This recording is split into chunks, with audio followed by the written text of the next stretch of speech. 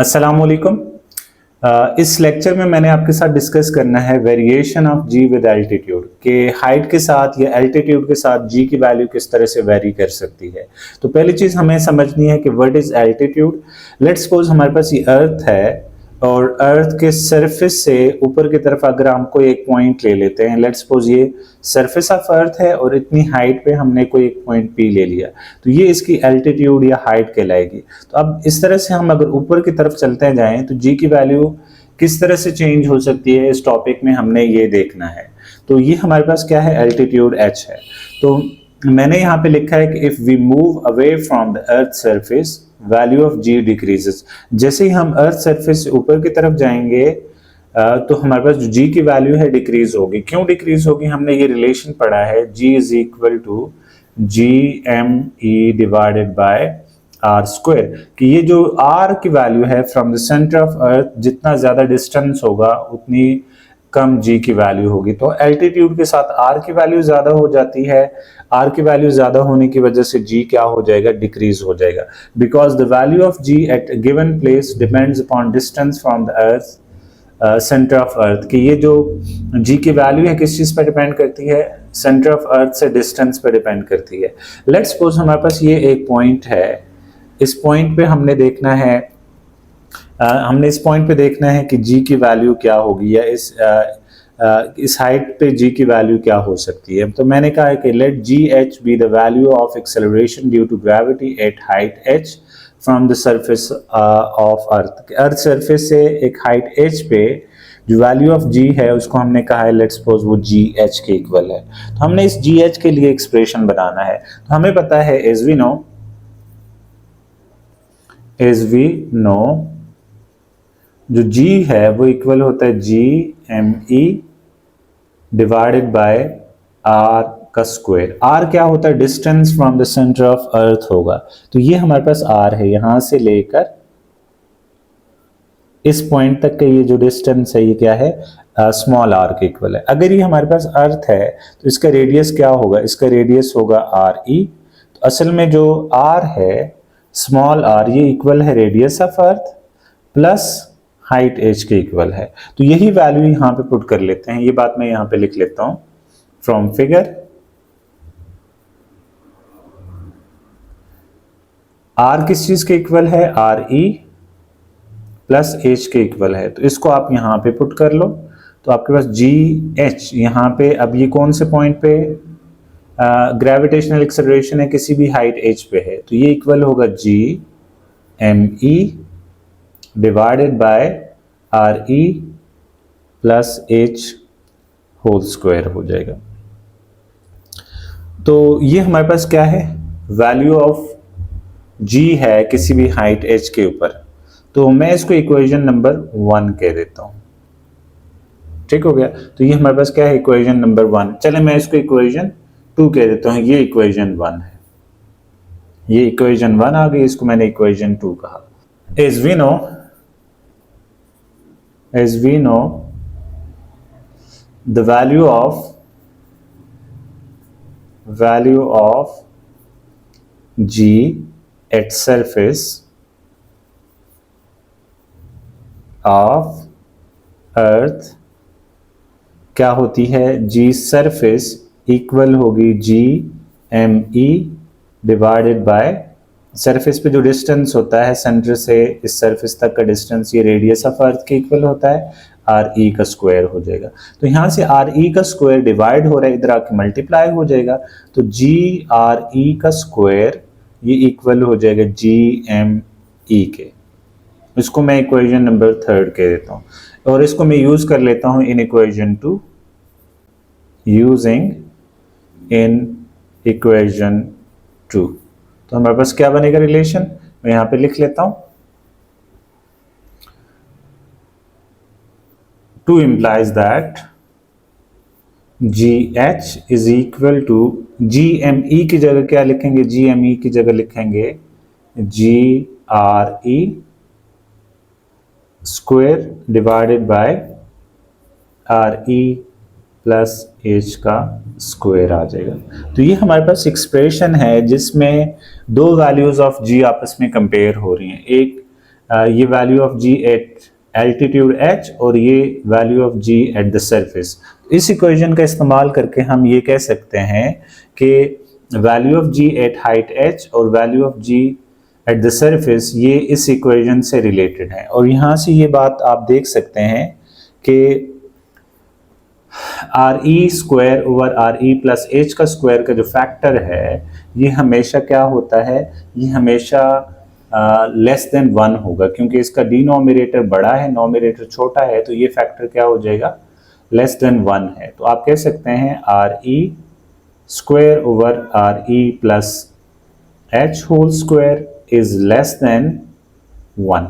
तो ये फैक्टर क्या है, लेस देन 1 है। सो आप कह सकते हैं अगर ये लेस देन 1 है तो इसका मतलब ये जो g है, g सरफेस, ये ग्रेटर होगी किस चीज से, g हाइट से। तो ये हमारे पास कंक्लूजन है कि जैसे जैसे हाइट की वैल्यू ज़्यादा होती जाएगी, हाइट की वैल्यू ज़्यादा होती जाएगी, तो ये आपके पास जो एल्टीट्यूड पे g की वैल्यू है ये क्या होती जाएगी, कम होती जाएगी। तो इसी वजह से जैसे जैसे आप हाइट में ऊपर की तरफ जाते जाते हैं तो g की वैल्यू डिक्रीज होती जाती है। जैसे आप ऊपर चलते जाएंगे, सरफेस ऑफ अर्थ से ऊपर की तरफ राइज करते जाएं तो g की वैल्यू क्या होती जाएगी, कम होती जाएगी। तो किसी भी एल्टीट्यूड पे जो हाइट किसी भी हाइट h या एल्टीट्यूड पे g की वैल्यू क्या होती है, सरफेस के मुकाबले में कम होती है। और सबसे ज़्यादा g की वैल्यू कहाँ पे होती है, सरफेस पे होती है। और इसके अलावा ऊपर की तरफ चलते जाएं सरफेस से तो g की वैल्यू डिक्रीज होगी। अब आपने ये टॉपिक यहाँ तक समझ लिया। अब हम चलते हैं एक SLO की तरफ। तो मैं ये बोर्ड एक दफ़ा रेस करके SLO लिख लेता हूँ, फिर आपको वो SLO से जो डिस्कशन है वो मैं आपके साथ कर लेता हूँ, क्योंकि वो SLO काफ़ी इम्पोर्टेंट है। ओके, इसके बाद फेडरल बोर्ड का जो इस टॉपिक से रिलेटेड SLO है उसको डिस्कस कर लेते हैं। वो SLO कुछ इस तरह से है, analyse why g is approximately constant for small changes in height near the earth surface। के g की value for small changes in height की वजह से क्यों तकरीबन कांस्टेंट रहती है, इस चीज़ को हमने एनालाइज करना है। और इस SLO की जो कॉग्निटिव डोमेन है वो अंडरस्टैंडिंग प्लस एप्लीकेशन है। मतलब एक तो आपने इस टॉपिक को समझना है, दूसरा इससे रिलेटेड कोई आपको क्वेश्चन या न्यूमेरिकल भी दिया जा सकता है। तो हम पहले इस SLO को समझने की कोशिश करते हैं कि g की value small change in height की वजह से क्यों तकरीबन सेम रहती है। तो अब इसका जो आप आंसर लिखेंगे वो कुछ इस तरह से होगा, इज वी नो दैट जो g है किसी भी हाइट h पे वो इक्वल होती है g r E square divided by R E plus h whole square. ये थोड़े टाइम पहले हमने ये इक्वेशन पढ़ी है। अब इसमें देखें, थोड़ी सी इस इक्वेशन में मैनिपुलेशन करनी है। आर ई का स्क्वायर यहाँ पे नोमिनेटर में है, ये हम इसको थर्ड प्लेस पे लेके जा सकते हैं। तो ये हमारे पास इक्वल होगा G H is equal to G अपनी जगह पे रहेगा, और मैंने क्या किया, आर ई प्लस एच स्क्वायर अपनी जगह पे रखा और इस आर ई को यहाँ पे इसके नीचे डिवाइड कर दिया, आर ई का स्क्वायर। अब देखें ये दोनों ये टर्म और ये टर्म दोनों स्क्वायर हैं, तो मैं इसको सिंगल स्क्वायर के अंदर लिख लेता हूँ, g H is equal to g divided by R E plus H divided by are e whole square लिख लेता हूँ। अब ये जो आर ई है, आर ई के नीचे भी डिवाइड हो रहा है, एच के नीचे भी डिवाइड हो रहा है, तो जी एच इक्वल हो जाएगा G divided by R E divided by R E plus H divided by are E आ जाएगा, एंड होल स्क्वायर अपनी जगह पे एज इट इज रहेगा। तो अब मैं देखें r E divided by are e 1 आ जाता है, तो उसको मैं लिख सकता हूँ g H is equal to g divided by 1 plus h over r e हो जाएगा, एंड होल स्क्वायर आ गया। अब यहाँ पे हम एक एजम्पशन ले लेते हैं कि एजम्पशन ये है कि लेट्स सपोज ये हमारे पास अर्थ है, इसका रेडियस आर ई है और इसके करीब करीब हम कोई हाइट एच ले लेते हैं, ये हाइट एच है, ये एल्टीट्यूड है। अब यहाँ पे आप देख सकते हैं कि जब यहाँ पे मैंने एज्यूम किया हुआ है कि हाइट एच जो है ये बहुत कम है रेडियस के मुकाबले में, मतलब radius of earth is much larger than the height h या एल्टीट्यूड h। तो अब इससे होगा क्या, अगर आपके पास h बहुत छोटा है रेडियस ऑफ अर्थ के मुकाबले में, तो ये जो फैक्टर है h/re ये तकरीबन ज़ीरो हो जाता है। क्यों?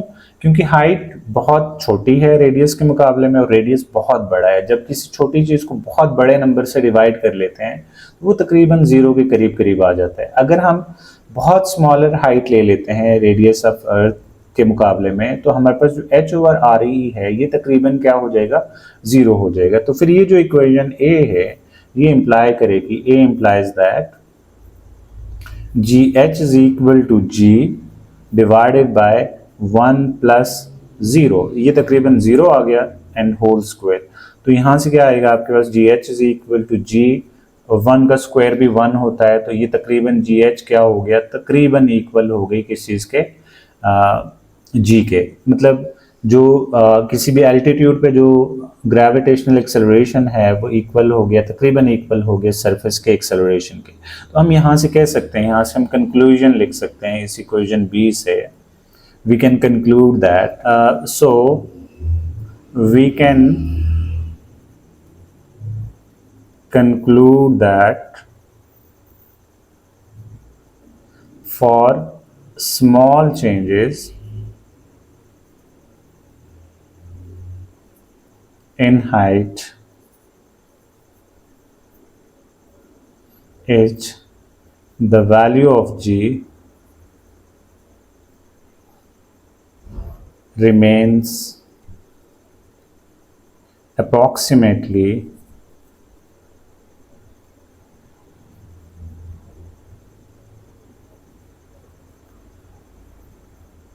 कांस्टेंट। ठीक है ना, यहाँ पे आपने देखा कि जो हाइट की वैल्यू ऑफ g है वही सरफेस की वैल्यू ऑफ g है। तो for small change in height h के लिए वैल्यू ऑफ g तकरीबन क्या रहती है, कांस्टेंट रहती है।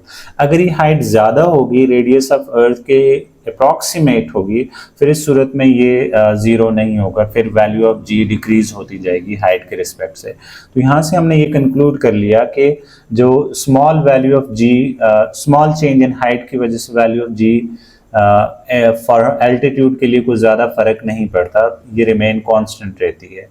अब इसके बाद हम इसी टॉपिक से रिलेटेड कुछ क्वेश्चंस कर लेते हैं, न्यूमेरिकल क्वेश्चन कर लेते हैं। तो मैं बोर्ड को एक दफ़ा रेज कर लेता हूँ।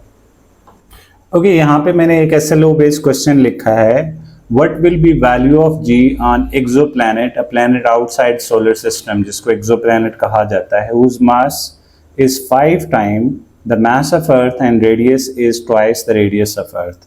तो सबसे पहले हमें वैल्यू ऑफ g फाइंड करनी है ऑन एन एक्सोप्लैनेट जिसका मास क्या है, 5 time the mass of earth है और उसका radius twice the radius of earth है।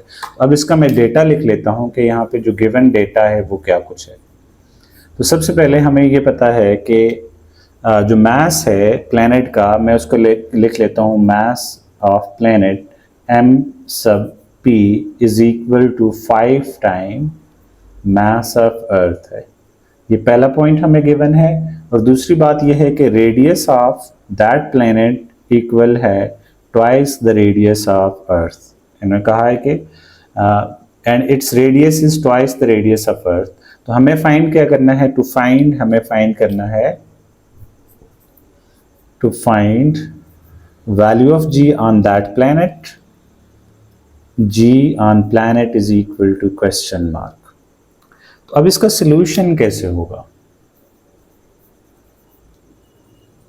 हमें पता है कि जो g है इज g इक्वल होता है, अगर हम अर्थ पे g की वैल्यू की बात करें या जनरली g इक्वल होता है g m divided by r square. और इसमें क्योंकि हमने उसकी सरफेस पे ये वैल्यूज़ कैलकुलेट करनी है, ये बात नहीं बताई गई कि हाइट पे, तो हम सरफेस पे ही कंसिडर कर लेते हैं। तो अगर हम प्लैनेट के लिए बात कर लेते हैं तो इसके सबस्क्रिप्ट में p आ जाएगा। और चलें हम पहले अर्थ के लिए एक बात कर लेते हैं कि अर्थ के लिए ग्रेविटेशनल एक्सेलरेशन g इक्वल होता है g_m_e। और सरफेस की बात करनी है तो यहाँ पे आपके पास आएगा रेडियस ऑफ अर्थ का स्क्वायर। इसके अलावा फॉर प्लैनेट क्या आएगा, फॉर एक्सोप्लैनेट या planet for planet Gp equal होगा G, ये तो कांस्टेंट रहता है, mass of that planet divided by radius of that planet का स्क्वायर आ जाएगा।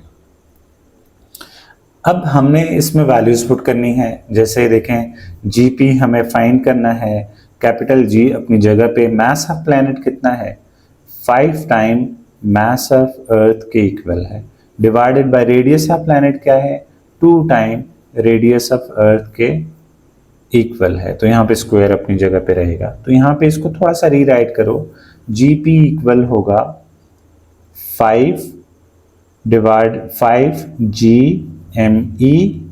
मैंने क्या किया 5 को स्टार्ट में लिखा, यहाँ डिनोमिनेटर में देखें 2 पे भी स्क्वायर होगा, 2 का स्क्वायर 4 हो जाता है, RE का स्क्वायर अपनी जगह पे रहेगा।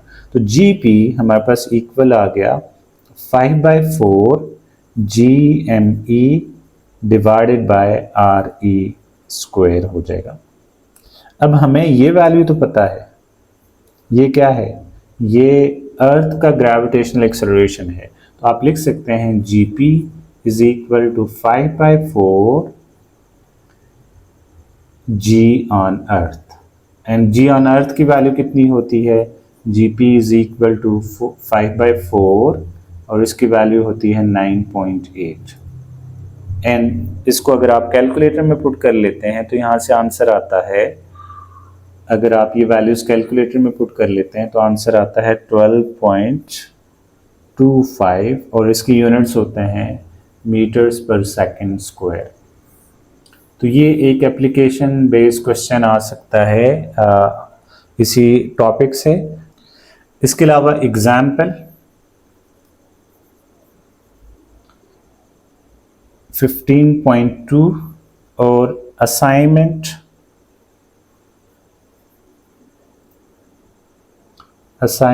नंबर 15.2 भी इसी टॉपिक से रिलेटेड हैं। आप इन दोनों को लाजमी ट्राई कीजिएगा, अगर ना हो तो आप मुझे ये पूछ भी सकते हैं। तो ये दो क्वेश्चन भी इसी SLO के साथ लिंक्ड हैं, इनको भी आपने लाजमी ट्राई करना है और ये एप्लीकेशन लेवल के क्वेश्चंस आ सकते हैं इस पर्टिकुलर SLO से, तो आप इसको लाजमी ट्राई कीजिएगा। तो उम्मीद है ये लेक्चर यहाँ तक आपको समझ आ गया होगा। अगले लेक्चर तक अल्लाह हाफिज़।